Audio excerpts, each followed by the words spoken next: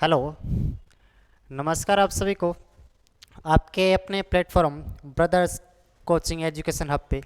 और आपको जैसा पता होगा, जैसे आपने थंबनेल देख लिया होगा हमारा, तो सबसे पहले स्वागत है आप सभी का। तो अपने क्या लेके चलेंगे, थंबनेल देख के आपको बड़ा बड़ा आइडिया मिला होगा, बड़ा बड़ा आपको आइडिया मिल गया होगा। अपने एमसीक्यू की क्लास रहेगी, एमसीक्यू इंडियन ज्योग्राफी के एमसीक्यू लेके आएंगे। एक एक एमसीक्यू को मैं क्लास में चारों ऑप्शनों के साथ, जो चार ऑप्शन आएंगे उन सभी ऑप्शन के साथ एक एक बात को मैं क्लियर करके चलूँगा। ओके, किसी को कोई दिक्कत है तो मेरे से पूछ लेना।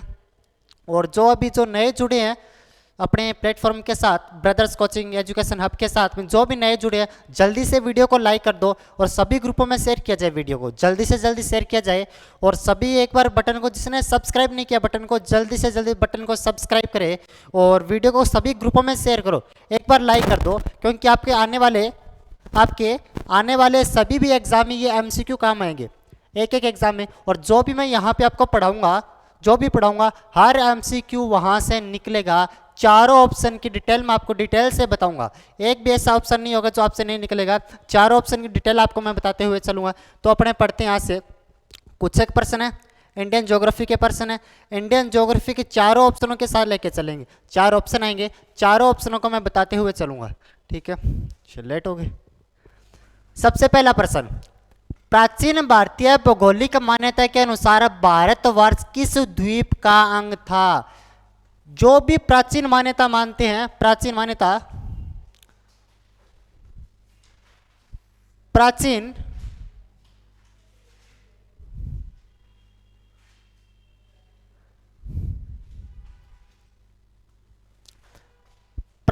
भौगोलिक मान्यता के अनुसार भारतवर्ष किस द्वीप का अंग था? ये पूछ रहा है कौन से द्वीप का था भारत, प्राचीन समय में कौन से द्वीप का भाग था? वर्तमान में एक अपने अलग से रूप में बन के, लेकिन प्राचीन समय में किसका भाग था?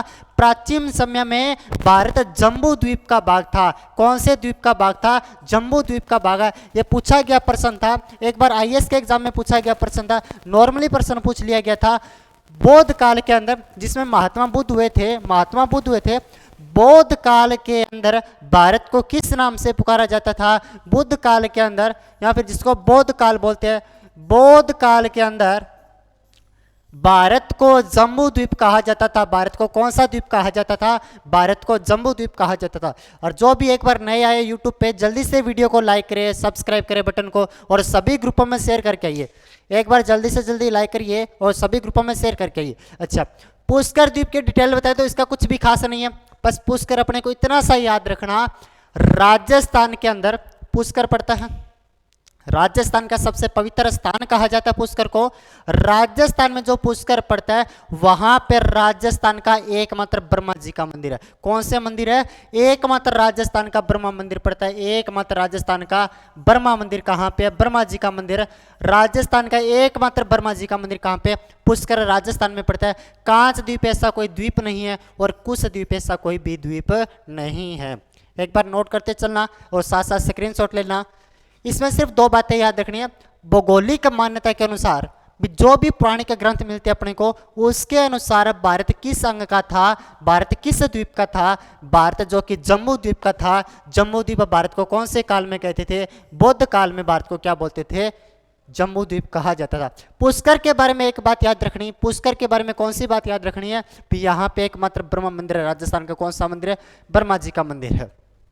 आगे चलते, और जो एक बार नए वीडियो को जल्दी से लाइक करिए और सब्सक्राइब करिए बटन को। आपके आने वाले एग्जाम में, जैसे मैं बात करता हूं एसएससी की, रेलवे की, बैंक की, डीआरडीओ आदि जो भी कंपटीशन एग्जाम होते हैं, उसके अंदर सभी कंपटीशन एग्जाम के अंदर यह क्लास बहुत अच्छी साबित हो सकती है आपके लिए, क्योंकि यहाँ पे एमसीक्यू प्रश्न पूरे थ्योरी निकाल देंगे। पूरी थ्योरी का निचोड़ आपको एमसीक्यू प्रश्न से निकाल दिया जाएगा। आगे चलते हैं। अभी अगर प्रश्न नंबर 2 पे चले, अपने प्रश्न नंबर 2 पे, सर्वप्रथम इंडिया शब्द का प्रयोग भारत के लिए किस भाषा में किया गया था? वेरी वेरी इंपॉर्टेंट प्रश्न करना इसे, वेरी वेरी इंपॉर्टेंट प्रश्न। सर्वप्रथम इंडिया शब्द का प्रयोग भारत के लिए किस भाषा में किया गया था? भी भारत को इंडिया किसने कहा था? भारत को इंडिया कहा था भी कौन सी भाषा में कहा था? भारत को इंडिया ग्रीक भाषा में कहा गया था। कौन सी भाषा में कहा गया था? ग्रीक भाषा में भारत को इंडिया कहा गया था। ग्रीक भाषा में भारत को इंडिया कहा गया था। और इंडिया से एक बात और बता देता हूं, हिस्ट्री से मिलती जुलती। इंडिका नामक पुस्तिका किसने लिखी थी? मेगास्थनीज ने लिखी थी। कौन से स्थनीज ने लिखी? मेगास्थनीज ने कौन सी बुक लिखी थी? इंडिका नामक पुस्तक लिखी थी। कौन सी बुक लिखी थी? इंडिका नामक बुक लिखी थी। यहां से दो बातें याद रखनी है। सर्वप्रथम इंडिया शब्द का प्रयोग भारत के लिए किस भाषा में किया गया? ग्रीक भाषा में किया गया था। कौन सी भाषा में? ग्रीक भाषा में किया गया था। और इंडिया नामक पुस्तक किसने लिखी थी? मेगास्थनीज ने लिखी थी। आगे चलते हैं। अगर प्रश्न नंबर 3 की बात करें अपने, भारत की मुख्य भूमिका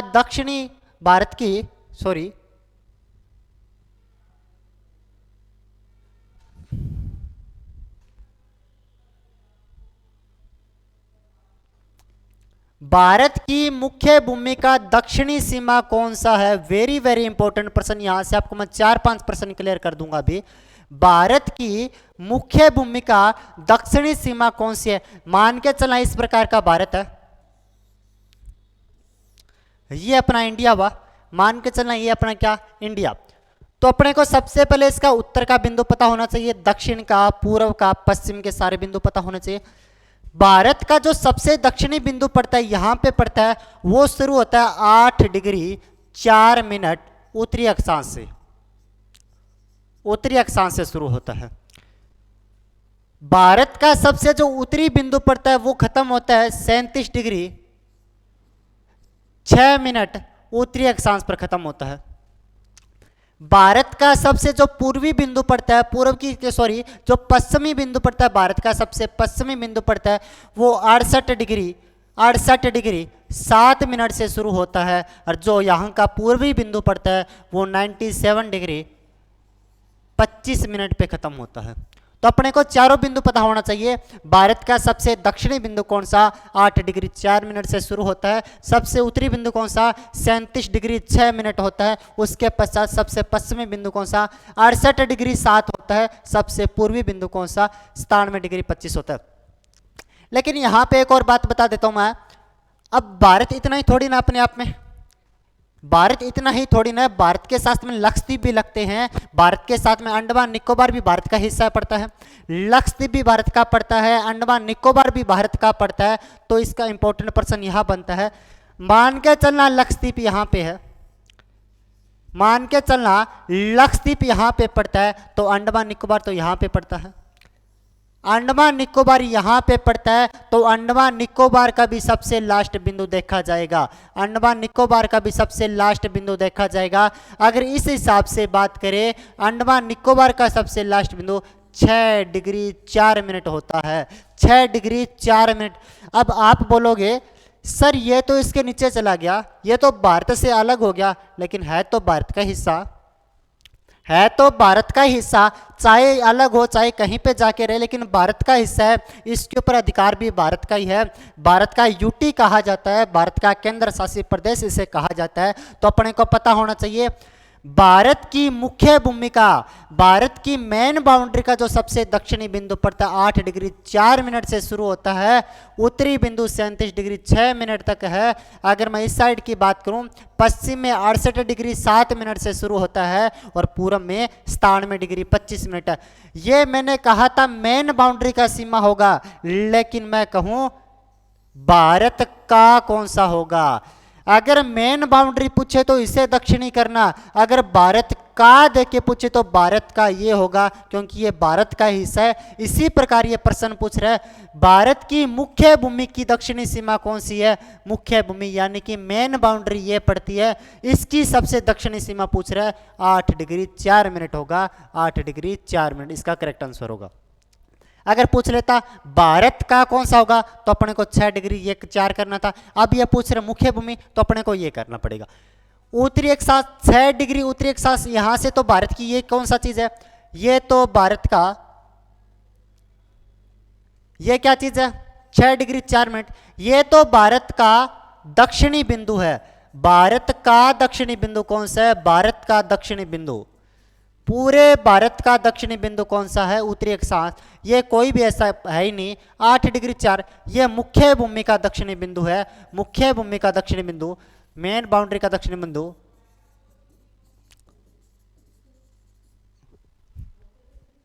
क्या? कौन सा? ये गलत।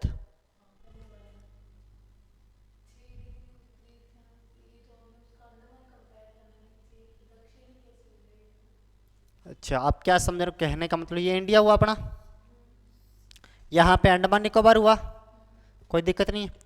यहाँ पे अंडमान निकोबार का 6 डिग्री 4 मिनट हुआ, यहाँ पे 8 डिग्री हुआ। तो ये कह रहा है भारत की मुख्य भूमिका कौन सा होगा? तो भारत की मुख्य भूमिका तो ये हुआ, ये मेन बाउंड्री का हुआ, ये हुआ 6 डिग्री 4 मिनट उत्तरी अक्षांश, नॉर्थन लैटिट्यूड। समझा रहे? थोड़ा सा मान के चलना, ग्लोब की बात करते हैं इस प्रकार। ग्लोब के ऊपर यहाँ पे ये इक्वेटर रेखा गुजरती है, 0 डिग्री इक्वेटर, ऊपर से ट्रॉपिक ऑफ कैंसर गुजरती है। भारत यहाँ पे पड़ता है, भारत यहाँ पे पड़ता है। तो भारत के लगभग अंडमान निकोबार यहाँ पे पड़ता है, यहाँ पे अंडमान निकोबार पड़ता है। तो नॉर्थन लैटिट्यूड में आगे, सारे नॉर्थन में आगे। तो वहीं से नॉर्थन की बात करते हैं, नॉर्थ लैटिट्यूड है उत्तरी अक्षांश, 6 डिग्री 4 मिनट ये नॉर्थन लैटिट्यूड है। यहां से शुरू होता है अंडमान निकोबार, यहां से इंडिया यहां से शुरू होता है। प्रश्न पूछ रहे हैं मुख्य भूमिका मेन बाउंड्री का कौन सा होगा? तो मेन बाउंड्री का ये होगा। वैसे पूछता भारत का कौन सा होगा? तो ये होगा। ऐसा कोई भी ये प्रश्न है भी नहीं, ना ये कोई ऑप्शन, इसलिए दोनों आपको पता होना चाहिए। तो जल्दी से जो भी अभी नए जुड़े वीडियो को लाइक करो जल्दी से, और जल्दी से सभी ग्रुपों में इसको शेयर किया जाए। वीडियो को सब्सक्राइब करो, जो नए जुड़े बटन को जिसने सब्सक्राइब नहीं किया जल्दी से वीडियो को सब्सक्राइब करो।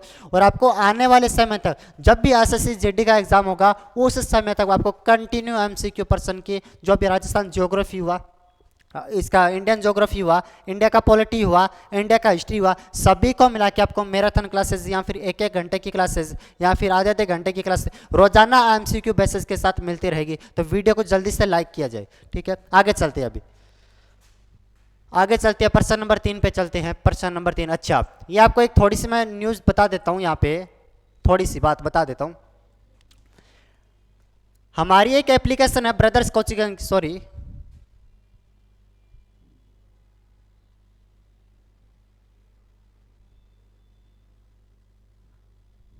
अच्छा, हमारी एक एप्लीकेशन है टेस्ट माफिया।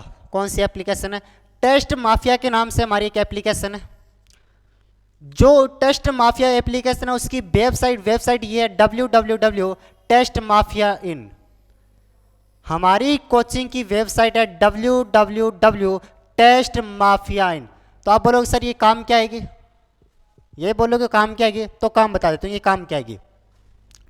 अब जब भी आप गूगल के ऊपर इस साइट के ऊपर जाओगे, गूगल के ऊपर जाके जब भी इस साइट को लॉगिन करोगे, ओपन करोगे, तो यहाँ पे हमारे टेस्ट सीरीज पड़ी हुई है। हमारे कोचिंग की कंप्लीट टेस्ट सीरीज आपको यहाँ पे मिलेगी। ऑनलाइन कोर्सेज आपको यहाँ पे दिखाई दिए जाएंगे। हमारे कोचिंग के जो भी ऑनलाइन कोर्सेज है या फिर जो भी हमारे रिकॉर्डेड क्लासेस है, ऑनलाइन क्लासेस है, जैसे एसएससी बेंच की हुआ, एसएससी का हुआ, रेलवे का हुआ, बैंक का हुआ, या फिर डीआरडीओ की बात करें इनका हुआ, या डिफेंस का हुआ, जितना भी ऑनलाइन कोर्सेज है उनकी जो भी टेस्ट सीरीज है, इनकी जो भी रिकॉर्डेड वीडियो है हमारी इस आईडी पे पड़ी हुई है, इस वेबसाइट पे पड़ी हुई है। वेबसाइट का नाम www.testmafia.in। इस पे जाओगे, हमारा कंप्लीट यहाँ पे पड़ा हुआ। इसके साथ साथ ऑल कंपटीशन एग्जाम के कोर्सेज भी आपको मिल जाएंगे। ऑल कम्पिटिटिव एग्जाम के जो भी कोर्सेज होते हैं वो सारे के सारे आपको यहाँ पे मिल जाएंगे। और आपको एक और बात बता देता हूँ, अगर आप कूपन कोड दीपक यूज करते हो, कूपन कोड क्या, अगर आप कूपन कोड दीपक को यूज करेंगे तो आपको भारी डिस्काउंट दिया जाएगा, बहुत बड़ी मात्रा में डिस्काउंट दिया जाएगा आपको। वैसे आपको अगर वैसे चले जाना coupon code, without coupon code के यूज करना, आपको कुछ भी फायदा नहीं होगा। आपको 1000-1500 जो भी मिलेगा। अगर कूपन कोड दीपक को आपको जब भी यूज करोगे, दीपक के नाम से कूपन कोड को यूज करोगे, तो इस कोर्सेज पे भारी मात्रा में आपको डिस्काउंट मिलेगा। तो एक बार जाके यहाँ से टेस्ट सीरीज देखना, ऑनलाइन कोर्सेज देखना, रिकॉर्डेड क्लासेस देखना, या फिर जो भी आपको मन करे वो परचेज कर लेना।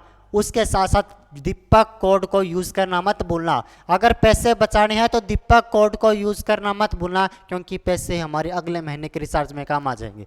दीपक कोड को यूज़ करना मत भूलना, और दीपक कोड को यूज़ करके भारी मात्रा में पैसे की बचत करना। तो जल्दी से एक बार वीडियो को लाइक किया जाए। आपको कितनी अच्छी न्यूज़ बता दी मैंने, फिर पैसे बचाने का एकमात्र तरीका बता दिया, यही है।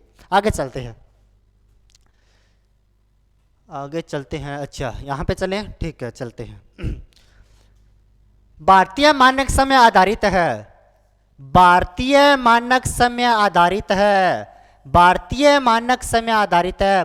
भारत का स्टैंडर्ड टाइम क्या है, भारत का टाइम कहाँ से लिया गया और क्यों लिया गया, लेने का क्या फायदा था, इसकी बात करते हैं। एक तो इसमें प्रॉब्लम आ गई, देख थोड़ा बड़ा कर देते हैं, ठीक है, ठीक है। भारतीय मानक समय कहाँ से लिया गया या फिर किसके ऊपर आधारित है। अगर मैं ग्लोब की बात करूं, ये हमारा ग्लोब हुआ, ग्लोब के बिल्कुल मध्य से इस प्रकार एक देशांतर गुजरता है, इस प्रकार देशांतर गुजरता है, उसे बोलते हैं 0 डिग्री देशांतर। 0 डिग्री देशांतर कहा जाता है। और ये कहा गया जब भी 0 डिग्री के इस साइड में जाएंगे, यानी कि पूर्व की साइड में जाएंगे, तो उसके अंदर टाइम के अंदर बढ़ोतरी होगी, और जब भी 0 डिग्री के इस साइड में आएंगे तो टाइम की कमी होगी। यानी कि मैं 0 डिग्री के इस साइड में जाऊंगा तो टाइम प्लस में चलेगा, और इस साइड में जाऊंगा तो टाइम माइनस में चलेगा। ये 0 डिग्री है विश्व के अंदर। ये लंदन स्थान पड़ता है, इंग्लैंड का लंदन स्थान। लंदन में एक स्थान पड़ता है ग्रीनविच, लंदन के ग्रीनविच से होकर गुजरती है। ये जो भी 0 डिग्री रेखा है जो लंदन के ग्रीनविच से होकर गुजरती है, तो आप पूछोगे सर इसका हमारे को क्या फायदा, अभी बताएंगे इसको आपका क्या फायदा। ये मान के चलना यहां पे लंदन है और यहां पे हमारा इंडिया, यहां पे हमारा इंडिया। अब इंडिया की चौड़ाई काफी है, इंडिया की चौड़ाई 2933 किलोमीटर, काफी चौड़ाई पड़ती है। तो सोचा, राजस्थान वालों ने सोचा भी गुजरात वहां पे क्या टाइम होगा, अरुणाचल प्रदेश में क्या टाइम होगा, वहां पे अलग टाइम होगा।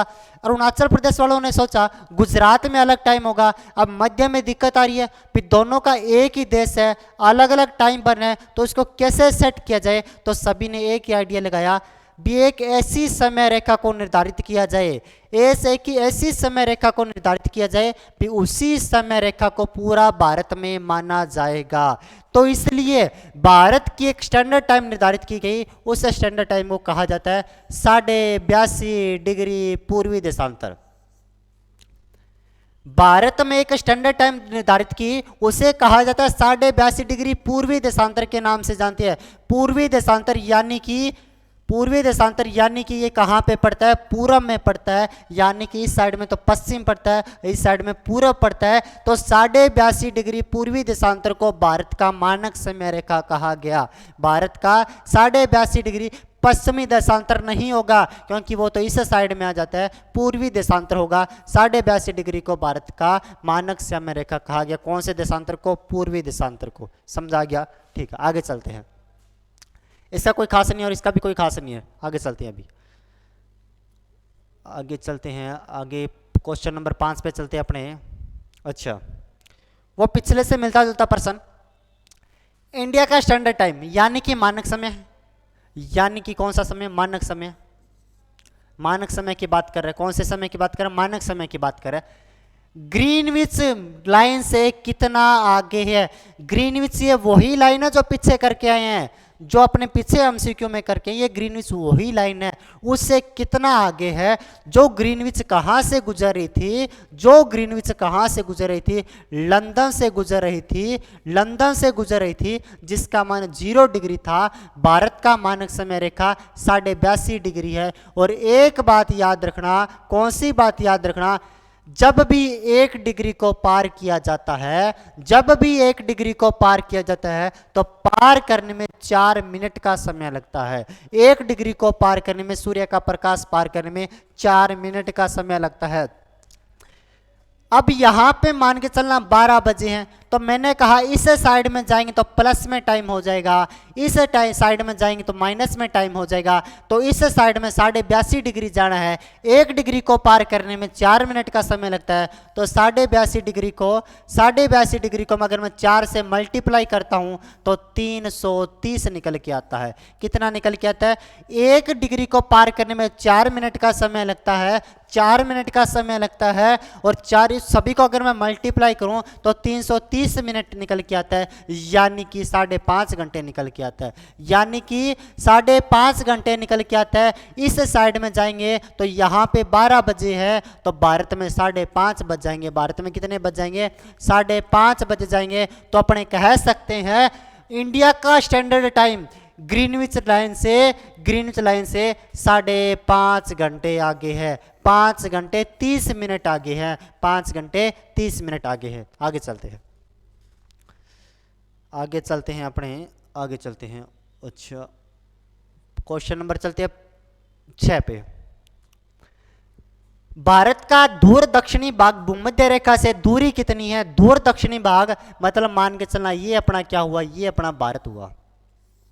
ये दूर की बात करें, दूर का मतलब वह होता है जो सबसे दूर होता है, दूर का मतलब वह होता है जो सबसे दूर होता है। मान के चलना ये तो अपना क्या भारत है, ये तो अपना क्या भारत है। और ये कौन सा निकोबार है? अंडमान व अंडमान निकोबार है। ये कौन सा निकोबार है? अंडमान निकोबार है। कौन सा निकोबार? अंडमान निकोबार है। ठीक है, ये भारत हुआ, ये अंडमान निकोबार हुआ। ये पूछ रहा है भारत का दूर दक्षिणी बिंदु, ये अपने को पता चल गया, पूछ तो दक्षिणी रहा, लेकिन दूर का मतलब होता है सबसे नीचे वाला, सबसे दूर वाला, सबसे दूर वाला तो ये है। और भारत का सबसे दक्षिणी बिंदु जिसे कहा जाता है कौन सा? इंदिरा पॉइंट कहा जाता है। कौन सा पॉइंट कहा जाता है? इंदिरा पॉइंट कहा जाता है। कौन सा पॉइंट कहा जाता है? इंदिरा पॉइंट कहा जाता है, या जिसे अलग नाम से पुकारे तो पिगमेलियन पॉइंट भी कहा जाता है। पिगमेलियन पॉइंट भी कहा जाता है, या जिसे पार्सन पॉइंट भी कहा जाता है, या जिसे पार्सन पॉइंट भी कहा जाता है, या जिसे ला हिचिंग पॉइंट भी कहा जाता है। ला हिचिंग पॉइंट भी कहा जाता है, ला हिचिंग पॉइंट भी कहा जाता है। ये पूछ रहे अपने से भारत का दूर दक्षिणी भाग भूमध्य रेखा से कितनी दूरी के ऊपर है? ये इंदिरा पॉइंट भारत का सबसे दक्षिणी भाग है, इंदिरा पॉइंट के नाम से पुकारते हैं। इसे पिगमेलियन पॉइंट कहा जाता है, इसे पार्सन पॉइंट कहा जाता है, ला हिचिंग पॉइंट कहा जाता है। ये भूमध्य रेखा से कितनी दूरी पे पड़ता है? ये भूमध्य रेखा से 876 किलोमीटर की दूरी पे पड़ता है। ये भूमध्य रेखा से 876 किलोमीटर की दूरी पे पड़ता है। जल्दी से वीडियो को लाइक करो, सब्सक्राइब किया जाए बटन को, जल्दी से जल्दी फैला दो वीडियो को। आगे चलते हैं अभी, और आपके एसएससी के लिए बहुत ज़्यादा काम आएगा, एसएससी के लिए बहुत ज़्यादा काम आएगा, एसएससी जीडी के लिए पूरे एमसीक्यू, पूरे जीके का सिलेबस अपने एमसीक्यू के साथ में पूरा का कंप्लीट कर लेंगे। जब तक एसएससी जीडी का एग्जाम नहीं होता कंटिन्यू अपनी क्लास से आती रहेगी। जल्दी से वीडियो को लाइक करके आगे चलो, आगे चलते हैं, आगे चलते हैं। क्वेश्चन नंबर चलते हैं 7 पे। कौन से क्वेश्चन पे? 7 नंबर पे। भारत की स्थलीय सीमा की लंबाई कितनी है? भारत की स्थलीय सीमा, मान के चलना भारत की स्थलीय सीमा इस प्रकार की बात करें, यहाँ पे तो अरब सागर पड़ता है, यहाँ पे तो कौन सा सागर पड़ता है? एक तो अपने को पेन, दूसरा चीज पतला लेना पड़ेगा थोड़ा सा। अच्छा ठीक है, इस साइड में कौन सा सागर? अरब सागर। और इस साइड में कौन सी खाड़ी पड़ती है? बंगाल की खाड़ी पड़ती है। कौन सी खाड़ी पड़ती है? बंगाल की खाड़ी पड़ती है। एक साइड में अरब सागर पड़ता है, दूसरे साइड में बंगाल की खाड़ी पड़ती है। तो भारत का गुजरात से लेकर पश्चिम बंगाल तक, कहाँ से लेकर? गुजरात से लेकर, कहाँ से लेकर? गुजरात से लेकर बात करें तो पश्चिम बंगाल तक, गुजरात से लेकर पश्चिम बंगाल तक मैं बात करूं तो इसके नीचे वाला जो भी सीमा लगेगी, इसके नीचे वाली जो भी सीमा लगेगी जो अरब सागर व बंगाल की खाड़ी से लगती है, उसे जलीय सीमा कहा जाता है, उसे जलीय या फिर तटीय सीमा कहा जाता है, उसे जलीय या फिर तटीय सीमा कहा जाता है, कोस्टल लाइन के नाम से पुकारा जाता है। गुजरात से ऊपर से लेकर यहाँ से होते हुए वापस ये जो सीमा लगेगी उसे स्थलीय सीमा कहा जाता है। उसे कौन सी? स्थलीय सीमा कहा जाता है। ये सिर्फ इतनी सी बात कर रहा है भी भारत की स्थलीय सीमा की लंबाई कितनी? भारत की स्थलीय सीमा की लंबाई 15,200 किलोमीटर पड़ती है। भारत की स्थलीय सीमा की लंबाई 15,200 किलोमीटर पड़ती है। 6100 किलोमीटर तो भारत की यहाँ से लेकर यहाँ तक पड़ती है। यहाँ से लेकर यहाँ तक कितनी पड़ती है? 6100 किलोमीटर पड़ती है। 6100 किलोमीटर पड़ती है, ये तो 15,200 किलोमीटर पड़ती है। 15,200 किलोमीटर पड़ती है। अब आप बोलो ये कुछ भी नहीं है, आप बोलोगे सर ये क्या चीज़ है? इसे वेरी वेरी इंपॉर्टेंट कर देना, वेरी वेरी इंपॉर्टेंट। अरब सागर में भारत का कौन सा लक्षद्वीप है? इस साइड में भारत का क्या है? इस साइड में अंडमान निकोबार है। अगर मैं यहां से मिला के इसकी, अगर मैं तटीय सीमा मिला के इसकी तटीय सीमा, दोनों की तटीय सीमा मिला के बात करूं तो भारत की कुल जलीय सीमा कितनी है? भारत की कुल जलीय सीमा की बात की जाए तो भारत की कुल जलीय सीमा 7516.6 किलोमीटर है। 7516.6 किलोमीटर है, क्योंकि अरब सागर व बंगाल की खाड़ी की सीमा को भी कुल जलीय सीमा में शामिल कर लिया जाता है। तो इसका प्रश्न का सही जवाब क्या होगा? भारत की स्थलीय सीमा की लंबाई कितनी? भारत की स्थलीय सीमा की लंबाई कितनी है? 15,200 किलोमीटर। जल्दी से वीडियो को लाइक करो और आगे चलते हैं। क्वेश्चन नंबर 8 की बात करते हैं। क्वेश्चन नंबर कौन से? 8 की बात करते हैं। द्वीपों सहित भारत के तट रेखा की लंबाई, अभी जो मैं पीछे बता के आया हूं, मान के चलना भारत ये पड़ता है, हमारा ये प्यारा सा भारत पड़ता है। यहाँ पे लक्षद्वीप लगता है, यहाँ पे अंडमान निकोबार पड़ता है, यहाँ पे लक्षद्वीप लगता है, यहाँ पे कौन सा द्वीप लगता है? लक्षद्वीप लगता है। यहाँ पे कौन सा? यहाँ पे अंडमान निकोबार लगता है। यहाँ पे क्या लगता है? अंडमान निकोबार पड़ता है। तो भारत के ही भाग, मान के चलना है ये अलग, लेकिन है तो भारत के ही भाग, है तो भारत के यूटी। अगर मैं इसकी भी जलीय सीमा लगेगी, क्योंकि इसके साइड में क्या लग रहा है? इसके साइड में तो अरब सागर लगता है। कौन सा सागर लगता है? इसकी साइड में क्या? इसके साइड में तो कौन सी खाड़ी लगती है? बंगाल की खाड़ी लगती है। कौन सी खाड़ी लगती है? बंगाल की खाड़ी लगती है। तो जलीय सीमा इसकी भी काउंट करेंगे, जलीय सीमा इसकी भी काउंट की जाएगी। अगर मैं बात करूं इस जलीय सीमा को, यहां से लेकर इस जलीय सीमा को और इस जलीय सीमा को काउंट करके बताऊं, यही वो पूछ रहे हैं। द्वीपों के सहित, दोनों द्वीपों के सहित भारत की तट रेखा की लंबाई कितनी है? तो ये 7516.6 किलोमीटर। वेरी वेरी इंपॉर्टेंट करना, पता नहीं कितनी बार आरएस के एग्जाम में पूछा गया प्रश्न है। भारत की कुल तटीय सीमा की लंबाई कितनी? द्वीपों सहित कितनी? द्वीपों से अलग कितनी पड़ती है? अगर मुख्य भूमि की बात करूं तो 6100 किलोमीटर पड़ती है। मुख्य भूमि की 6100 किलोमीटर पड़ती है। 6100 किलोमीटर, 6100 किलोमीटर। अगर द्वीपों की बात करूं तो 1416.6 किलोमीटर पड़ती है। और दोनों की सभी के मिला के पूछ ले तो 7516, दोनों को प्लस ही करना है। ये तो आपको करना आता होगा। दोनों को प्लस कर दोगे 7516.6 किलोमीटर निकल के। ऐसा कुछ भी नहीं है, ये मुख्य भूमि की सीमा की लंबाई होगी, मुख्य भूमि की तटीय सीमा की लंबाई, ये कंप्लीट लंबाई होगी, बाकी कुछ नहीं है। जल्दी से वीडियो को लाइक करो और आगे चलते हैं, आगे चलते हैं अपने, आगे चलते हैं, आगे चलते हैं, जल्दी चलते हैं। अच्छा ओके, भारत की, ये क्या चीज आ गया इसके अंदर? अच्छा ठीक है, हाँ। भारत की उत्तर से दक्षिण की लंबाई कितनी? भारत के, मान के चलना ये अपना भारत पड़ता है, ये अपना प्यारा सा भारत पड़ता है। ये पूछ रहे हैं भारत की उत्तर से दक्षिण में लंबाई कितनी है? भारत की उत्तर से दक्षिण में लंबाई अपने को पता होना चाहिए, पूर्व से पश्चिम भी कितनी है। भारत की उत्तर से दक्षिण में जो लंबाई पड़ती है उसे 3214 कहा जाता है। 3214 किलोमीटर। भारत के उत्तर से दक्षिण में लंबाई कितनी है? 3214 किलोमीटर, 3214 किलोमीटर। लेकिन पूर्व से पश्चिम में पूछ ले तो 2933 किलोमीटर पड़ती है। कितने किलोमीटर? 2933 किलोमीटर पड़ती है। भारत की पूर्व से पश्चिम की बात करें, ये पूर्व से पश्चिम की बात कर रहे हैं। कौन से पश्चिम की बात कर रहे हैं? पूर्व से पश्चिम की बात कर रहे हैं। वो लंबाई तो कितनी पड़ती है? 2933 किलोमीटर पड़ती है। अगर मैं उत्तर से दक्षिण की बात करूं, उत्तर से दक्षिण की बात करूं, उत्तर से दक्षिण की बात की जाए तो उत्तर से दक्षिण तो 3214 किलोमीटर। वीडियो को जल्दी से लाइक करो और आगे चलते हैं, अभी आगे चलते हैं, आगे चलते हैं, आगे चलते हैं। अच्छा, प्रश्न को पढ़ा जाए एक बार, चलते अपने प्रश्न को पढ़ो आप। इतने में पानी पी लेता हूं जल्दी से, जल्दी पढ़ो। अच्छा नहीं, कल आपकी प्रॉब्लम सॉल्व कर देंगे, कल तक कर देंगे।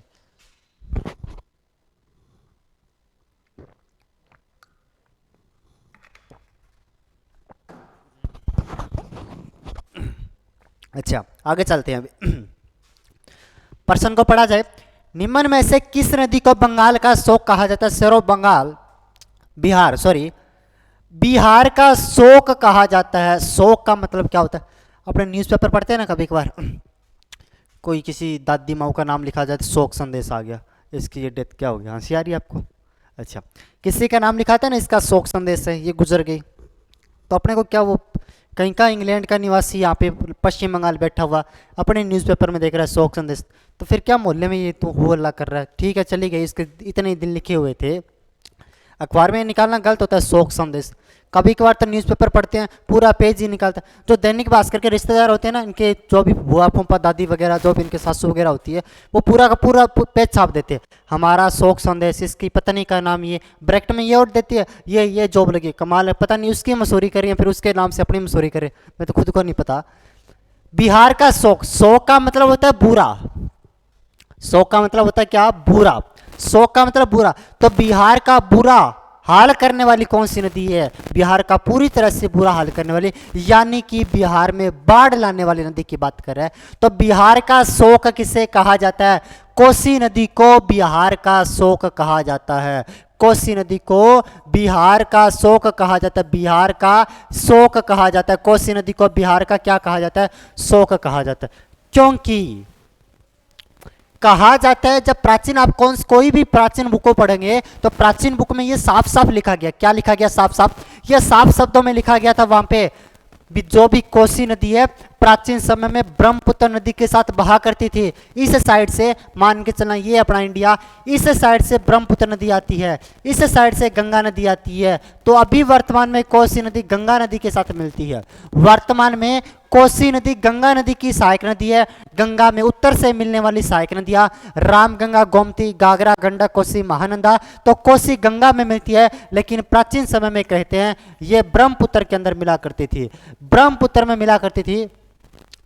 तो बिहार में भयंकर रूप से बाढ़ लाती है कौन सी नदी? बिहार में भयंकर रूप से बाढ़ लाती है कोसी नदी, इसलिए कोसी नदी को बिहार का शोक कहा जाता है। वेरी वेरी इंपॉर्टेंट कर लेना प्रश्न को, वेरी वेरी इंपॉर्टेंट कर लेना। बिहार की शोक किसे कहा जाता है? पश्चिम बंगाल, सॉरी, बिहार का शोक किसे कहा जाता है? कोसी नदी को। गंडक कोसी परियोजना की बात करते हैं। नेपाल के अंदर कोसी नदी के ऊपर कौन सी परियोजना? कोसी परियोजना। कोसी परियोजना कहां पे है? नेपाल के अंदर, नेपाल के अंदर कोसी परियोजना। अच्छा, उसके बाद गंडक परियोजना, ये नेपाल के अंदर गंडक परियोजना, नेपाल के अंदर ये भी गंडक परियोजना, गंडक परियोजना।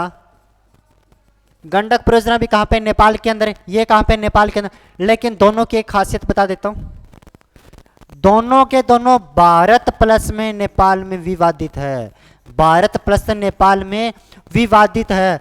परियोजना का मतलब क्या होता है? परियोजना, जब भी नदियों के ऊपर कोई परियोजना बनाई जाती है, कोई प्रोजेक्ट चलाए जाते हैं, तो उसका एक ही मकसद होता है, क्या? उस नदी से बिजली बनाई जाए, उसके ऊपर बांध बना के टरबाइन घुमाई जाए, उससे बिजली प्राप्त की जाए। यहाँ कोसी परियोजना नेपाल में चलती है और यहाँ पे कोसी गंडक परियोजना नेपाल में चलती है। तो कहा गया, नेपाल वाले बोलते हैं हमारे से होकर गुजरती है, हमारे से होकर गुजरती है, तो इसकी पूरी बिजली हम रखेंगे। भारत वाले बोलते हैं ऐसा तो नहीं हो सकता, आपके अंदर तो थोड़े से होकर गुजरती है, हमारे इसमें तो बहुत ज़्यादा लंबी बहती है, तो आधी ऊर्जा हमें भी दीजिए। तो दोनों के मध्य विवादित है, भारत प्लस में नेपाल में विवादित है गंडक परियोजना और कोसी परियोजना। और सोन नदी गंगा की सहायक नदी है, सोन नदी गंगा की सहायक नदी, और गंगा भारत की सबसे लंबी नदी है, 2525 किलोमीटर। गंगा भारत की सबसे लंबी नदी है, 2525 किलोमीटर। वीडियो को जल्दी से लाइक करो और आगे चलते हैं, आगे चलते हैं। अपने प्रश्न नंबर अगर 11 की बात करते हैं, टाइम क्या हो गया? 4:56 हो गए, जल्दी चलते हैं आगे। अच्छा, आगे चलते हैं।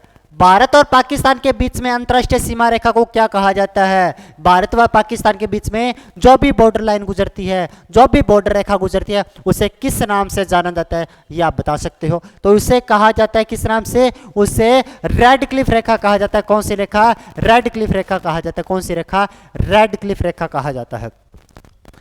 मैकमोहन रेखा किसे कहा जाता है? मैकमोहन रेखा भारत प्लस में चीन के मध्य गुजरने वाली रेखा, भारत प्लस में चीन के मध्य गुजरने वाली रेखा को मैकमोहन कहा जाता है। और डूरंड लाइन किसे कहा जाता है? भारत प्लस में अफगानिस्तान के मध्य, कौन से स्थान के मध्य? अफगानिस्तान के मध्य गुजरने वाली इसको बाउंड्री को क्या बोलते हैं? डूरंड लाइन कहा जाता है।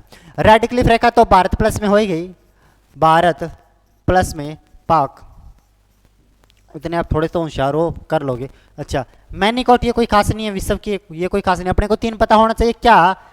मैकमोहन लाइन तो भारत प्लस में चीन के मध्य है, डूरंड लाइन तो भारत प्लस में अफगानिस्तान के मध्य है, और रेड क्लिफ लाइन तो कहाँ पे? भारत प्लस में पाक के मध्य पड़ती है। जल्दी से वीडियो को लाइक करो और आगे चलते हैं। जो भी अभी नए जुड़े चैनल के ऊपर, वीडियो को जल्दी से लाइक करो, सब्सक्राइब कर दो बटन को, और जल्दी से सभी ग्रुपों में शेयर कराओ।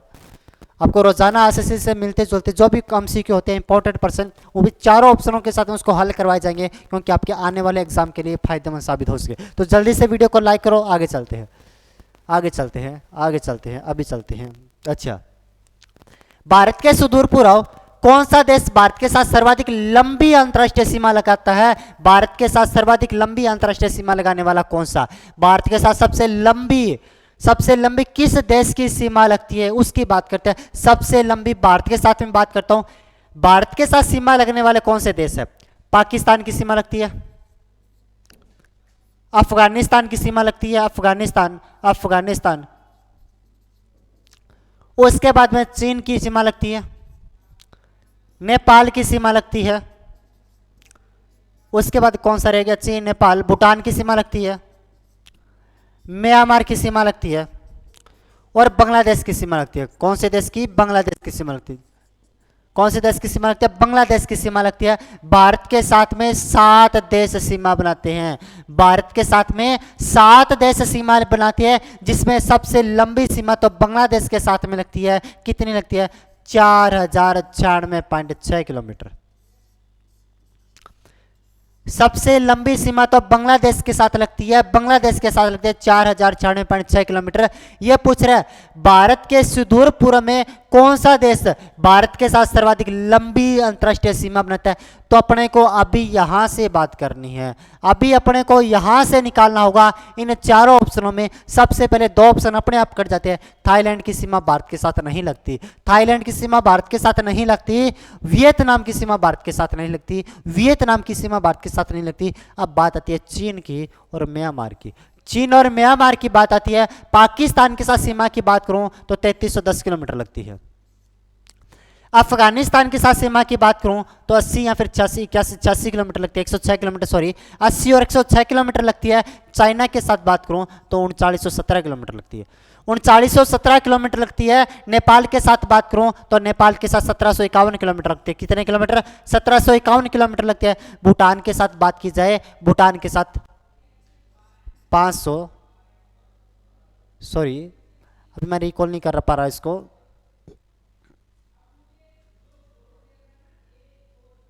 सॉरी एक बार इसको छोड़ना। और अगर मैं म्यांमार की बात करूं, म्यांमार की 1458 किलोमीटर लगती है, म्यांमार के साथ 1458 किलोमीटर लगती है। और बांग्लादेश की बात करें 4096.6 किलोमीटर लगती है, 96.6 किलोमीटर। तो इसमें देखे तो यहाँ पे चीन और म्यांमार में सबसे ज्यादा किसकी हुई? चीन की हुई। चीन की हुई तो चीन को टिक कर देंगे और हमारा आंसर सही हो जाएगा। इसमें देखे तो चीन की सबसे ज्यादा और हमारा ऑप्शन सही हो जाएगा। आगे चलते हैं, जल्दी से वीडियो को लाइक करो, आगे चलते हैं। बटन दबा दो, घंटी वाला बटन जो भी है दबाना दबा दो आप, जल्दी से भारत और चीन के बीच निर्धारित करने वाली मैकमोहन रेखा निम्नलिखित में से किस प्रदेश के उत्तरी सीमा पर खींची गई? इस प्रकार मान के चला इंडिया हमारा प्यारा सा इंडिया का निर्माण कर दिया। अभी प्यारा सा इंडिया बना देते हैं अपने, अभी प्यारा सा इंडिया अपने, जो भी अच्छा सा इंडिया बनेगा वो बना देते हैं। अच्छा, ये बन जाता है अपना इंडिया। ये पूछा रहा है क्या भारत और चीन के बीच सीमा निर्धारित करने वाली मैकमोहन रेखा निम्नलिखित में से किस प्रदेश के उत्तरी सीमा पर खींची गई? जो मैकमोहन रेखा पड़ती है यहां से लगती है, यहां से चलती है मैकमोहन रेखा, यहां। अच्छा, पेन चेंज कर लेते हैं ना, पता नहीं चला मेरे को।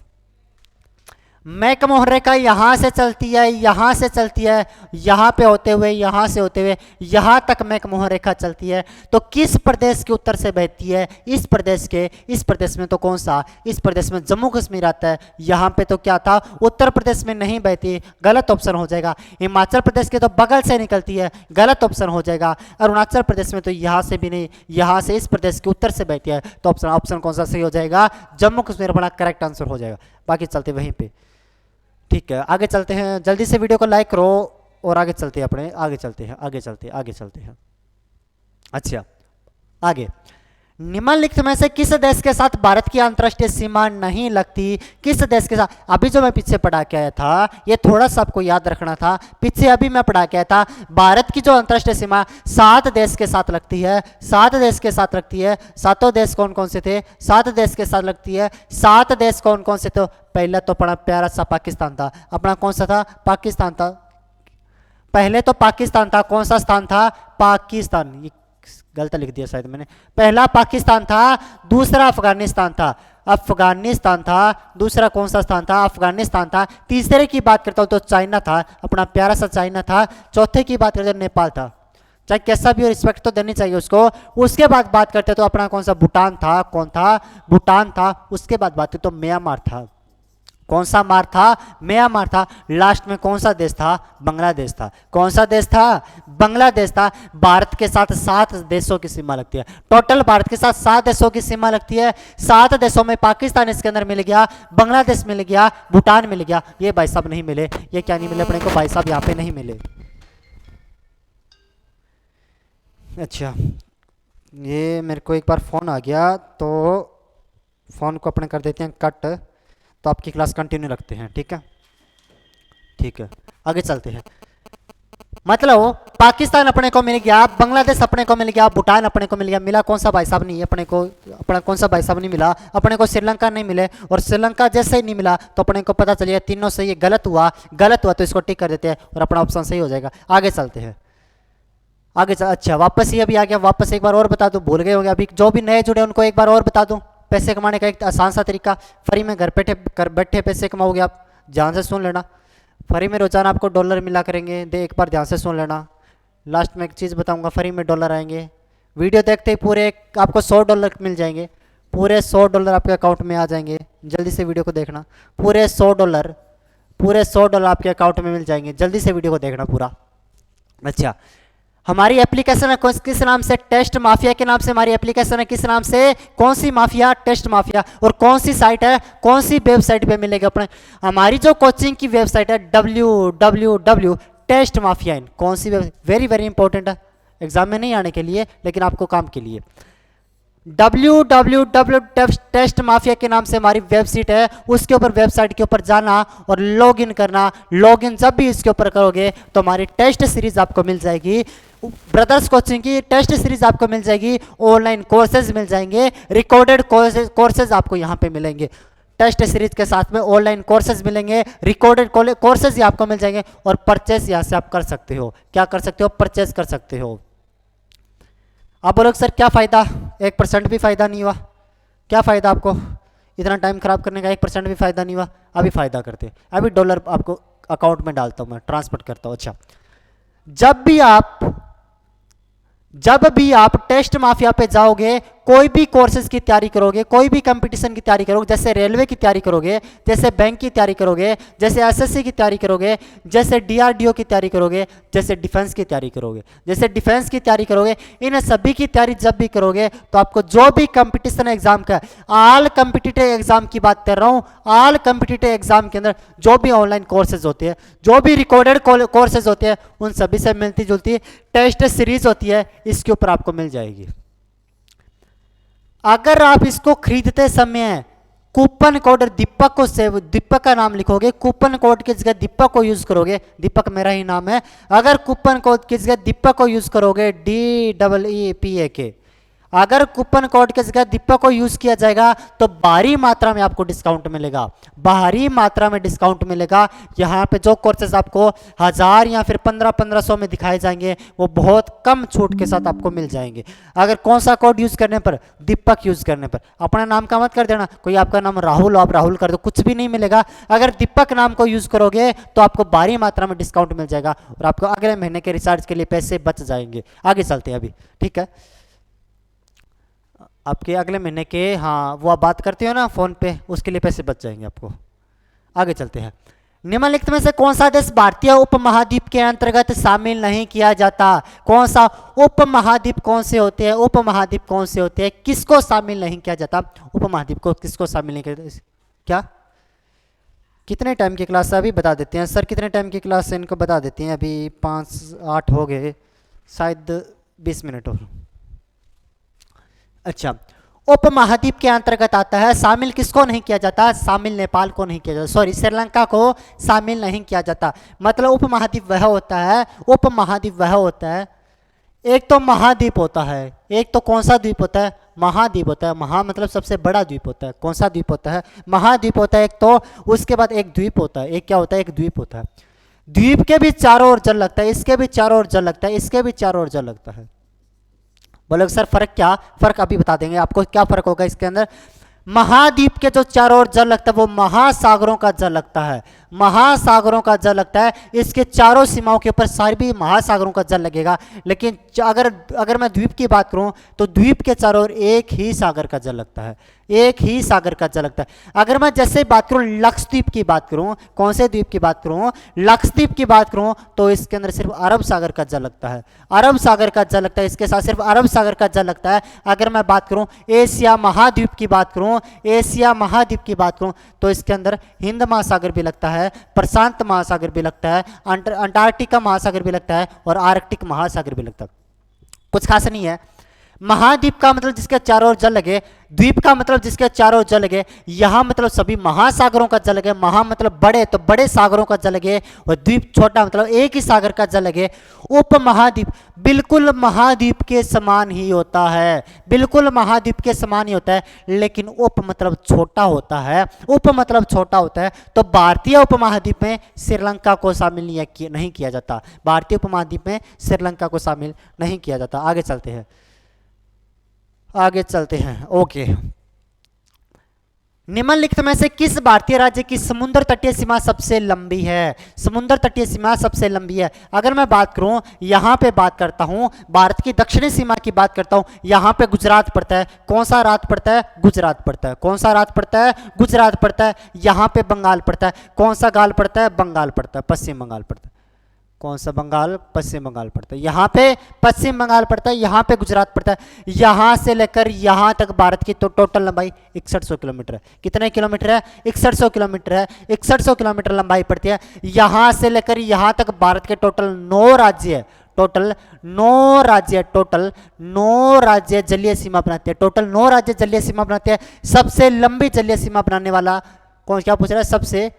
सबसे छोटी सीमा, सॉरी सबसे छोटी पूछ रहा है, तो सबसे छोटी, सबसे बड़ी बनाने वाला तो गुजरात है। पूछे सबसे बड़ी बनाने वाला जलीय सीमा, सबसे बड़ी बनाने वाला तो गुजरात है। कौन सा रात है? गुजरात है। कौन सा रात हुआ? और सबसे छोटी की बात की जाए, सबसे छोटी की बात की जाए, सबसे छोटी की बात की जाए तो अपना गोवा होगा। सबसे छोटी की बात की जाए तो कौन सा होगा? गोवा होगा। और सबसे बड़ी की बात की जाए तो कौन सा होगा? गुजरात होगा। आगे चलते, वीडियो को लाइक करिए और जल्दी से आगे चलिए। अच्छा, आगे चलते हैं, आगे चलते हैं और चलते हैं।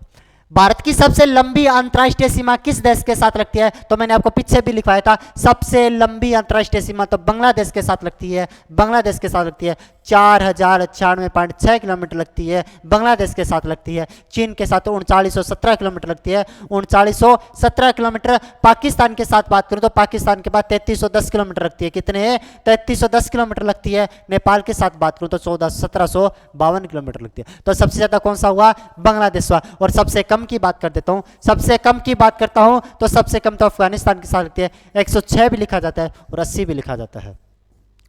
सबसे कम अफगानिस्तान के साथ लगती है, 106 भी लग सकती है, 180 80 भी लग सकती है, लेकिन सबसे ज्यादा तो 4096 किसके साथ लगती है? बांग्लादेश के साथ लगती है। जल्दी से वीडियो को लाइक करो, आगे चलिए, आगे चलते हैं, आगे चलते हैं। सबसे छोटी स्थलीय सीमा भारत की किस देश के साथ? अभी जो मैं बता गया हूं, सबसे छोटी स्थलीय सीमा किस देश के साथ? अगर इस ऑप्शन के हिसाब से बात करें, वैसे सबसे छोटी कौन सी है? अफगानिस्तान है। वैसे सबसे छोटी कौन सी है? अफगानिस्तान है, जिसको कितनी लगती है? 106 भी हो सकती है और कुछ बुकों में आपको 80 भी मिल सकती है, कुछ बुकों में 80 भी मिल सकती है। लेकिन इसके हिसाब से बात करें, अगर मैं इसके हिसाब से बात करूं तो सबसे छोटी अपने को जो मिलने को मिलेगी भूटान की मिलेगी, भूटान की 585, याद आ गया सॉरी, 585 भूटान की मिलेगी, 585। म्यांमार की 1452, 1452। नेपाल की 1752 मिलेगी, नेपाल की 1752। पाकिस्तान की 3310 किलोमीटर लगी। तो यहाँ पे इस ऑप्शन के हिसाब से सबसे छोटी कौन सा हुआ? भूटान का हुआ। आगे चलते हैं, वीडियो को लाइक करिए और आगे चलते हैं। अच्छा, ये हिमालय के प्रश्न थोड़े से आगे अपने को, ये क्या हो गया इसके? अच्छा ठीक है, ये क्या हो गया? एक मिनट रुको। अच्छा,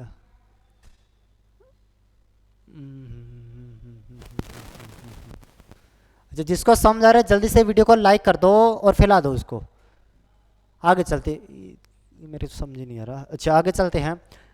भारत की निम्नलिखित भौतिक प्रदेशों में विभाजित किया गया। भारत के भौतिक प्रदेश के प्रश्न आगे, भारत के भौतिक प्रदेश के, भारत के भौतिक प्रदेश के एमसीक्यू आपके सामने है। एमसीक्यू पढ़ते हैं। क्या भारत को कितने भौतिक प्रदेशों में, कितने नहीं पूछ रहा, ये कितने नहीं पूछ रहा, ये कितने नहीं पूछ रहा, आपसे पूछ रहा है ये क्या पूछ रहा है, इसमें से कौन सा और कौन सा नहीं।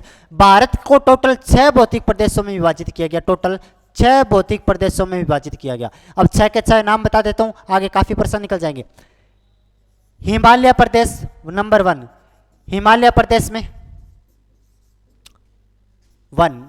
2 की बात करता हूं, उत्तर भारत का विशाल मैदान, उत्तर भारत का विशाल मैदान। नंबर 3 की बात करता हूं, प्रायद्वीप का पठार, कौन से द्वीप का पठार, प्रायद्वीप का पठार, प्रायद्वीप का पठार, प्रायद्वीप का पठार। नंबर 4 की बात करता हूं, थार का मरुस्थल, कौन सा मरुस्थल, थार का मरुस्थल, थार का मरुस्थल। नंबर 5 की बात करता हूं, तटीय प्रदेश, तटीय प्रदेश। और नंबर 6 की बात करता हूं, द्वीपीय प्रदेश। नंबर 6 की बात करता हूं, द्वीपीय प्रदेश। भारत को टोटल 6 प्रदेशों में विभाजित किया गया। अब इसमें देखते हैं कौन सा है और कौन सा नहीं। हिमालय है, बिल्कुल सही। गंगा का मैदान है, बिल्कुल सही। दक्षिण का पठार यानी कि प्रायद्वीप पठार की बात कर रहा है, यह भी बिल्कुल सही है। लेकिन राजस्थान का मैदान नहीं है, राजस्थान का मरुस्थल गलत हुआ। पर्वतीय, हिमालय पर्वतीय प्रदेश सही है, हिमानी प्रदेश है भी नहीं है, गलत हो गया, आगे देखने की जरूरत ही नहीं है। दक्षिण का पठारी प्रदेश है सही, सागरीय तटीय प्रदेश है सही, द्वीपीय प्रदेश है सही, और हिमालय प्रदेश भी है सही। तो अपना कौन सा ऑप्शन सही हुआ, ये गलत, तो ये सही हुआ, बाकी सभी गलत। उत्तरी पर्वतीय प्रदेश सही है, व्रत मैदानी प्रदेश या फिर इसके साथ ये नहीं है, यहाँ पे मैदानी प्रदेश नहीं है, यहाँ पे बिल्कुल भी नहीं है मैदानी प्रदेश, ये अपना गलत हुआ। तो अपना कौन सा ऑप्शन सही होगा, दक्षिणी पठारी प्रदेश, प्रायद्वीप का पठार को बोल दिया गया, सागर तटीय प्रदेश, तटीय प्रदेश को बोल दिया गया, द्वीपीय प्रदेश इसको बोल दिया गया, हिमालय प्रदेश, हिमालय को बोल दिया गया। ऑप्शन नंबर सी ऑप्शन सही होता है। आगे चलते हैं, अपने ऑप्शन सी सही होता है। आगे चलते हैं, आगे चलते हैं, आगे चलते हैं, जल्दी चलते हैं। अच्छा, भारत का कौन सा भूआकृतिक विभाग प्राचीनतम है। जो आपको 4 भौतिक प्रदेश, 6 भौतिक प्रदेश बताए हैं मैंने, 6 भौतिक प्रदेश बताए थे, उसमें से सबसे प्राचीन भौतिक प्रदेश तो प्रायद्वीप का पठार कहा जाता है। प्रायद्वीप का पठार गोंडवाना लैंड का हिस्सा था, गोंडवाना लैंड का हिस्सा था, गोंडवाना लैंड का हिस्सा था, ये गोंडवाना लैंड का हिस्सा था। और ये पूर्णतः काली मिट्टी से निर्मित है, काली मिट्टी से निर्मित है। कौन सी मिट्टी से निर्मित है, काली मिट्टी से निर्मित है। इसका निर्माण ज्वालामुखी से हुआ था। इसका निर्माण कौन सी मुखी से हुआ था, ज्वालामुखी से हुआ। इसका निर्माण कौन सी मुखी से हुआ, ज्वालामुखी से हुआ था। और अपना ऑप्शन कौन सा सही होता है, प्रायद्वीप का पठार सबसे प्राचीन है। आगे चलते हैं, आगे चलते हैं, आगे चलते हैं, टाइम देख लेते हैं 5:15, आगे चलते हैं। अच्छा, सब कुछ ओके है, आगे चलते हैं, आगे चलते हैं, ठीक है, ठीक है, आगे चलते हैं। और गारो खासी जयंती पहाड़ियां उत्पत्ति की दृष्टि से निम्नलिखित किसका भाग है। ये अपने किसका प्रायद्वीप का पठार का भाग है। किसका भाग है, प्रायद्वीप का पठार का भाग है। गारो खासी जयंतिया विश्व की सर्वाधिक वर्षा होती है खांसी की पहाड़ियों पे, खांसी की पहाड़ियों पे विश्व की सर्वाधिक वर्षा होती है। मासी नाम स्थान पड़ता है, मासिर राव स्थान पड़ता है। विश्व की सर्वाधिक वर्षा होती है खांसी की पहाड़ियों पे। आगे चलते, कोई खास नहीं पर्सन, आगे चलते हैं, आगे चलते हैं, जल्दी चलते हैं, जल्दी जल्दी। निम्नलिखित में से कौन सा तट पश्चिमी तट का भाग नहीं है। इस साइड में 2 तट पड़ते हैं, एक तो पूर्वी तट पड़ता है, इस साइड में पश्चिमी तट पड़ता है, इस साइड में पूर्वी तट पड़ता है। एक साइड में पश्चिमी तट पड़ता है, दूसरी साइड में पूर्वी तट पड़ता है। यह पूछ रहा है पश्चिमी तट का भाग नहीं है, यानी कि इसका भाग नहीं है। काठियावाड़ का ये गुजरात के साथ लगता है, ये गुजरात के साथ लगता है। किसके रात के साथ, गुजरात के। कोंकण तट महाराष्ट्र के साथ लगता है, महाराष्ट्र के साथ लगता है। मालाबार का तट केरल के साथ लगता है, केरल के साथ। लेकिन कोरोमंडल का तट तो तमिलनाडु के साथ लगता है, तमिलनाडु के साथ लगता है। तो इसका कौन सा भाग नहीं हुआ, कोरोमंडल का नहीं हुआ। ऑप्शन को टिक करो जल्दी से, आगे चलते हैं, आगे चलते हैं, आगे आगे आगे आगे आगे। भारत का पूर्वी समुद्री तट किस नाम से जाना जाता है। पूर्वी समुद्री तट को भारत का पूर्वी समुद्री तट को कोरोमंडल तट कहा जाता है। कौन सा तट कहा जाता है, कोरोमंडल तट कहा जाता है। कौन सा तट कहा जाता है, कोरोमंडल तट कहा जाता है। आगे चलते हैं। ओहो, कहाँ पे अटके अपने, चलो चलो चलो, एक बार रुको रुको। अच्छा, न्यूमोर द्वीप कहाँ पर है? न्यूमोर द्वीप बंगाल की खाड़ी में पड़ता है। कौन सी खाड़ी में? बंगाल की खाड़ी में पड़ता है। बंगाल की खाड़ी में पड़ता है। कहाँ पे? बंगाल की खाड़ी में पड़ता है। एक विशेषता और याद रखना, भारत प्लस में बांग्लादेश के मध्य विवादित द्वीप है। कौन सा द्वीप है? विवादित द्वीप है। कौन सा द्वीप है? विवादित द्वीप है। आगे चलते हैं, कोई खास नहीं प्रश्न, बस इतना याद रखना। वापस टेस्ट मापी दीपक को यूज करना, कूपन कोड दीपक को यूज करना और पैसे कमाना, बैंकर रूप से पैसे कमाना। रात को भी पैसे मिलेंगे आपको, बैंकर रूप से पैसे कमाना, दीपक कोड को यूज करना। और हमारे कॉम्पिटिटिव एग्जाम के जो भी टेस्ट सीरीज होती है, कोर्सेज होते हैं, रिकॉर्डेड कोर्सेज होते हैं, वो आपको फ्री में मिल जाएंगे, काफ़ी कम फीस में मिल जाएंगे, यानी कि फ्री के समान होंगे। जितने कि आप दिन में गोलगप्पे खा जाते हो उतने से पैसों में आपको मिल जाएंगे। तो कूपन कोड यूज करना, दीपक के नाम से यूज करना, अच्छे अच्छे गाने भी सुनाए जाएंगे वहाँ पे आपको। आगे चलते हैं, 25 नंबर प्रश्न पे चलते हैं। कौन से पर? 25 नंबर प्रश्न पे चलते हैं। आगे कहाँ पे अटक गए अपने को ये कुछ समझ में नहीं आता, पहले तो टूना टूना कर रखा है। इसके बाद निम्नलिखित में से कौन सा एक द्वीप है? निम्नलिखित में से कौन सा एक द्वीप है? किस बात की हंसी आ रही है आपको? निम्नलिखित में से कौन सा एक द्वीप है? निम्नलिखित में से कौन सा एक द्वीप है? दमन एक कोई प्रकार का द्वीप नहीं है, द्वीप कोई प्रकार का, सॉरी द्वीप ही ये अपना द्वीप है। बैक करते हैं। आप बोलोगे सर ये क्या बोल दिया, आप बोलोगे सर नशेड़ी है, ऐसे क्या बोल रहे? द्वीप, द्वीप एक प्रकार का द्वीप है। द्वीप एक प्रकार का द्वीप है। दादर नागर वैली कोई द्वीप नहीं है, पांडुचेरी कोई द्वीप नहीं है, दमन कोई द्वीप नहीं है, लेकिन द्वीप एक प्रकार का द्वीप है। तो टिक करो जल्दी से, गुजरात पे पड़ता है, गुजरात की बाउंड्री पे लगता है। किसकी बाउंड्री पे? गुजरात की बाउंड्री पे। जल्दी से टिक करो, आगे चलते हैं, आगे चलते हैं, आगे चलते हैं, आगे चलते हैं। स्वतंत्रता से पूर्व कौन सा भारतीय क्षेत्र काला पानी? काला पानी की सजा तो आपको सभी को पता होगा, काला पानी की सजा तो अंडमान निकोबार में दी जाती थी। कहां पे? काला पानी की सजा अंडमान निकोबार में दी जाती। यहां पे एक जेल पड़ती है, जेल का नाम सेलुलर जेल, सेलुलर जेल पड़ती है। इसी जेल के अंदर काले पानी की सजा दी जाती थी, इसी जेल के अंदर काले पानी की सजा दी जाती थी। अगर आप नहीं पढ़ोगे तो आपको भी यहाँ पे सजा दी जाएगी। कौन सी सजा? काले पानी की सजा दी जाएगी। आगे चलते हैं। लक्षद्वीप समूह स्थित है अरब सागर के अंदर, कोई बताने वाली बात नहीं है, आप बहुत होशियार हो, आपको इतना पता ही होगा, आपको इतना पता ही होगा, कोई बताने वाली बात नहीं है। हिमालय पार की नदियां, अगर मान के चलना भारत ये पड़ता है, ये भारत पड़ता है, यहाँ पे हिमालय फैला हुआ, भारत के इस साइड में हिमालय फैला हुआ है, तो हिमालय के पार से आने वाली नदियां कौन सी है? सतलज नदी हिमालय पार से, सिंधु नदी हिमालय पार से आती है, गंगा नदी नहीं आती, ब्रह्मपुत्र आती है, सिंधु आती है, सतलज आती है। ये ऑप्शन अपना सही होगा, ये गलत होगा, बाकी सभी गलत हो जाएंगे। ये ऑप्शन अपना सही में होगा। ब्रह्मपुत्र नदी यहां से निकल के आती है, सिंधु नदी यहां से ऊपर से आ जाती है, सतलज नदी यहां से निकल के आती है, तो सभी के सभी सही हुआ। तो ऑप्शन आगे चलते हैं, आगे चलते हैं, आगे चलते, आगे चलते, आगे आगे। अच्छा, निम्नलिखित में से नदियों की लंबाई का सही अवरोही क्रम कौन सा है? नदियों की लंबाई के हिसाब से बात करें तो ब्रह्मपुत्र की लंबाई की बात टिक जा रही है, ब्रह्मपुत्र की लंबाई की बात करता हूं तो ब्रह्मपुत्र की लंबाई कितनी है? ब्रह्मपुत्र की 2900 किलोमीटर। अगर मैं गंगा की बात करता हूं तो गंगा की लंबाई कितनी है? 2525 किलोमीटर, 2525 किलोमीटर इसकी लंबाई। अगर मैं गोदावरी की बात करता हूं, कौन सी की? गोदावरी की बात करता हूं तो इसकी लंबाई कितनी है?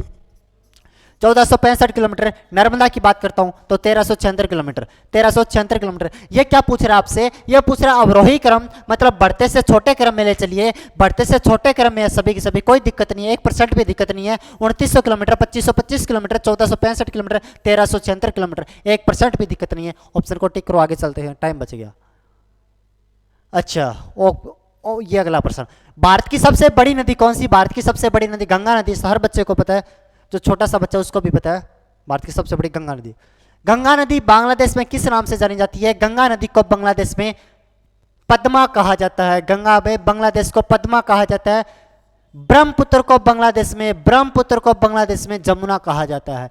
गंगा को तो पद्मा कहा जाता है, ब्रह्मपुत्र को जमुना कहा जाता है। इस साइड से जमुना आती है, इस साइड से कौन सी आती है? जमुना आती है। इस साइड से कौन सी आती है? पद्मा आती है। इस साइड से पद्मा आती है। दोनों आपस में मिलके मेघना का निर्माण करती है, दोनों आपस में मिलके मेघना बनाती है। आगे चलते हैं, आगे चलते हैं। गंगा एवं ब्रह्मपुत्र की संयुक्त जलधारा किस नाम से जानी जाती है? मेघना के नाम से जानी। अभी आपको बताया, टाइम नहीं खराब करेंगे, आपका बहुत इंपॉर्टेंट टाइम है। आगे, तिब्बत में बहने वाली नदी सांगपो किससे होकर भारत में प्रवेश करती है? सांगपो नदी, या फिर ये बात कर रहे हैं किसकी? ब्रह्मपुत्र को चीन के अंदर सांगपो नदी के नाम से जाना जाता है। सांगपो नदी भारत में अरुणाचल प्रदेश से प्रवेश करती है, अरुणाचल प्रदेश से प्रवेश करती है, दिहांग घाट से प्रवेश करती है। कौन से घाट से प्रवेश करती है? दिहांग घाट से प्रवेश करती है। कौन से घाट से? दिहांग घाट से प्रवेश करती है। या फिर कौन से? यांगयाप दर्रे से प्रवेश करती है, यांगयाप दर्रे से प्रवेश करती है। आगे चलते हैं, ये कोई खास नहीं है।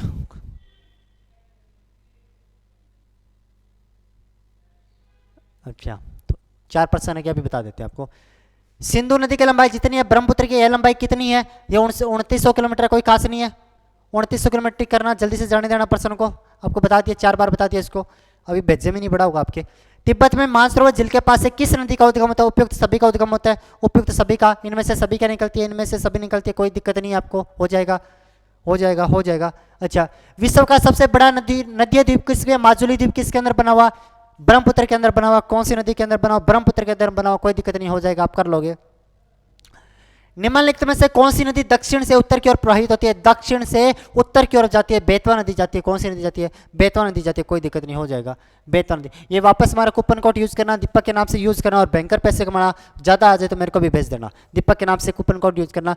और सभी को लास्ट बार नमस्कार कर रहा हूं मैं, अपने कल की क्लास में वापस मिलेंगे, तो जल्दी से वीडियो को लाइक कर देना, सब्सक्राइब कर देना, और जितने भी ग्रुप है आपके पास सभी के अंदर शेयर करो, क्योंकि आपको यहाँ से बैंकर रूप से पैसे मिलेंगे, बैंकर रूप से। ठीक है, तो चलते अपने, कल मिलेंगे क्लास में। जय हिंद, जय भारत।